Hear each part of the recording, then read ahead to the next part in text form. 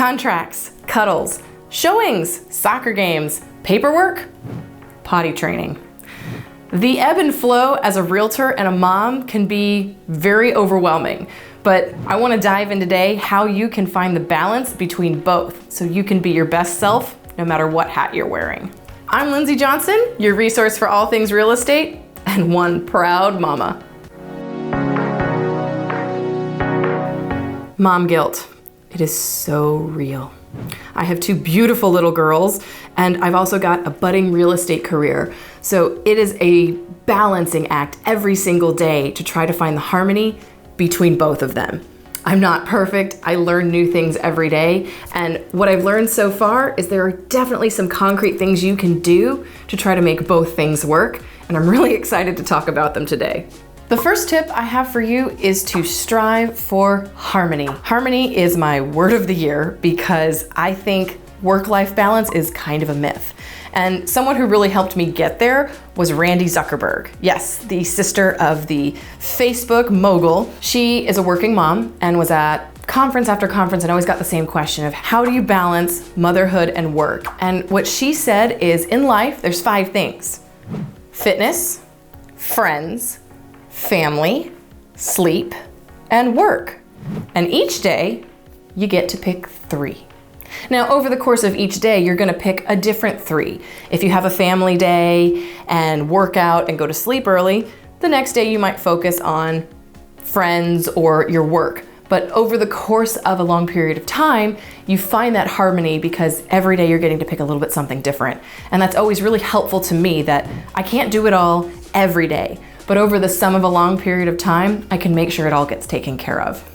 The second thing is to be present. When you're in realtor mode, be in realtor mode. And when you're with your kiddos, be in mom mode. This is something I struggle with all the time because it seems like whichever mode I'm in, I feel bad that I'm not in the other mode. If I'm at the park with my kids, I feel like I should be checking my phone just in case a customer needs something. And if I'm showing properties or meeting with a customer, I'm missing my kids. So it's a work in progress. But if you can really focus on being present to where you are, it is so freeing. Then the next thing is to set boundaries and stick to those boundaries. One of the boundaries that I really try to employ is not working on a Sunday. It's a day for my family to go to church, hang out. I try to do everything in my power to make sure that Sunday is a family day. There's always exceptions because that's life, right? But just be careful because exceptions can very quickly become the norm, and that's a slippery slope when it comes to you and your littles. And the thing to remember is, as a mom, as a realtor, when you set boundaries, you gotta tell other people. Communicate that to your customers. Another boundary that I set is dinner time, bath time, and stories.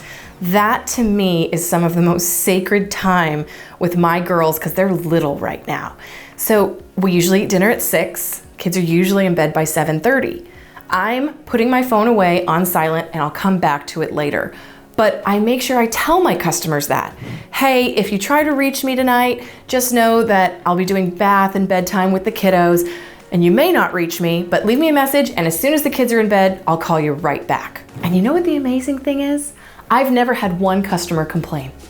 People get it. They know that you've got more to your life than just being a realtor. They understand that you wear different hats, that you're a wife, a mother, a realtor, a friend, a sister.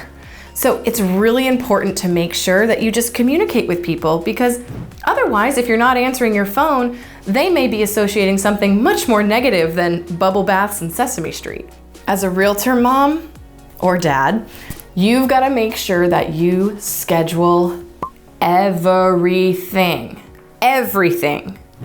Workout time, playtime with the kids, dinner with the family, date nights with your spouse, listing appointments, showings, office time to make your phone calls. You have got to live and breathe by your calendar. Because as we all know, if it's not in your calendar, it does not exist. And it just becomes something that you perpetually say, oh, I gotta remember to do that. So make sure that every single thing is on your calendar.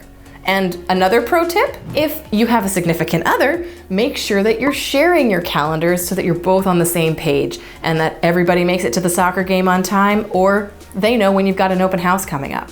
And the final piece of advice that I would offer is to involve your family.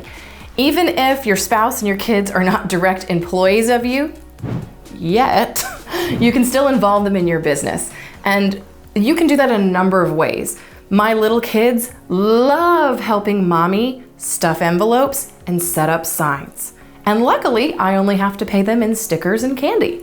But the other thing that I did, and probably one of the best things that I did in the last year, was I bought a gigantic dry erase thermometer, and we set a family goal, and every time mommy sold a house, we colored it in. And it was so exciting for the kids to see long-term why I was working so hard, and then to have it come to fruition with a goal that we all got to celebrate together. If you want to know more about the giant thermometer and how it changed my life in an even bigger way, be sure to like and subscribe and click the notification bell, because my upcoming video is all about it. How to set it up, how to get family buy-in, set a goal, and make this business really fun for you and for your kids. I'm Lindsey Johnson, your resource for all things real estate. See you next time.